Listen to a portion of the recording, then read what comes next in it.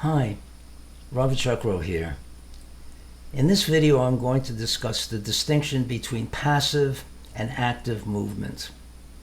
Passive movement is one of the many benefits of Taiji, and passive and active are yin-yang complements and are really the nature of the movement in Taiji. That is, there is an evolution that goes from passive to active as you do the movements.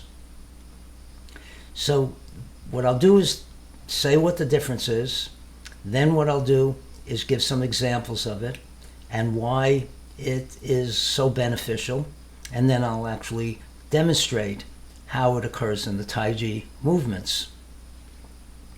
The distinction is as follows. In active movement, there is an intention to do something. That intention evokes neural electricity that go to tissues to cause that movement.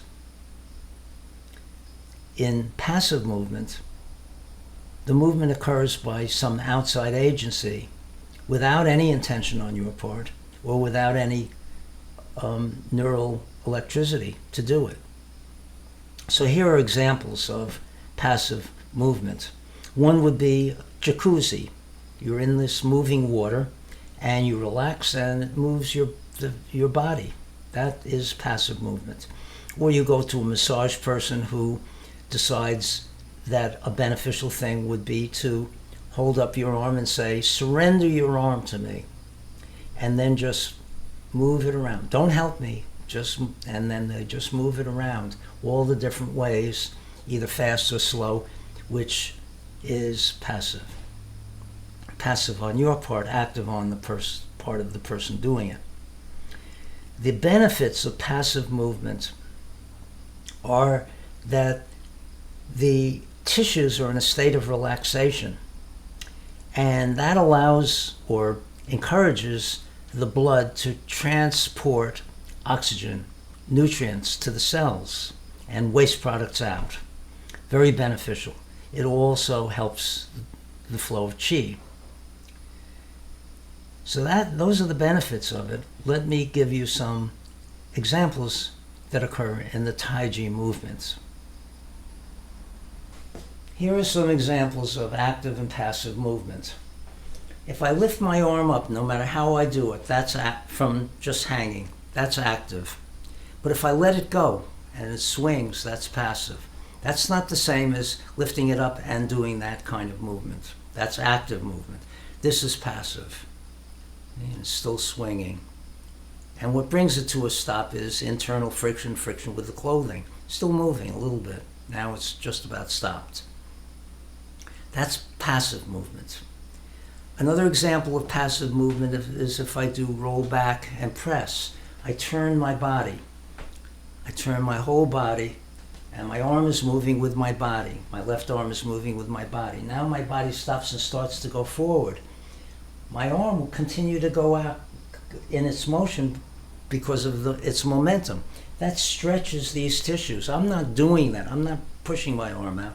It's the momentum that's doing it. Now the stretch will start to bring it forward. So the movement will look like this.